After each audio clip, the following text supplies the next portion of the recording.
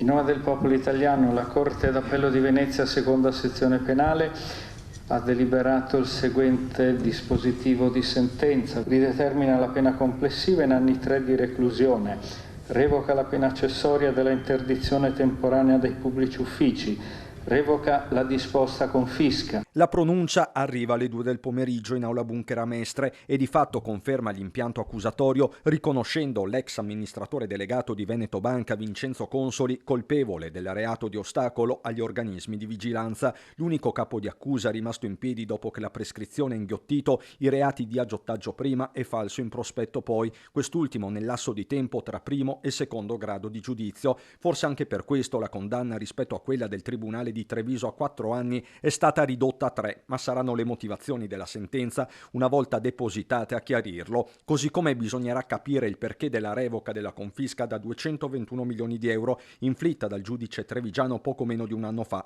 ma è probabile che la Corte si sia uniformata agli orientamenti europei secondo i quali la confisca non può essere una mera duplicazione di condanna al risarcimento dei danni. Una revoca simile in secondo grado a Venezia era stata disposta pochi mesi fa anche per l'ex numero 1 della Popolare di Vicenza Zonin, come ricorda Ermenegildo Costabile, legale di Consoli all'uscita dell'aula. Un errore clamoroso, almeno questo, si sono allineati al precedente della stessa Corte d'Appello, ma assolutamente scontato. Quello che importa in questa fase, dicono pubblica accusa e parti civili, è che la sentenza di primo grado sia stata confermata. Senza voler usare un termine sovrabbondante, è una decisione storica, crea un precedente molto serio che riguarda la personale responsabilità della Regione Consoli e mi attendo anche di altre persone con lui concorrenti. Ecco, quindi a maggior ragione non era un uomo solo al comando. Ma assolutamente no. Ma in solitudine Consoli era presente in aula, non ha rilasciato dichiarazioni né prima né dopo la sentenza. Consoli non dice nulla. Ci sentiamo dopo. È un anno in meno rispetto alla sentenza di primo grado. Non ci dice nulla.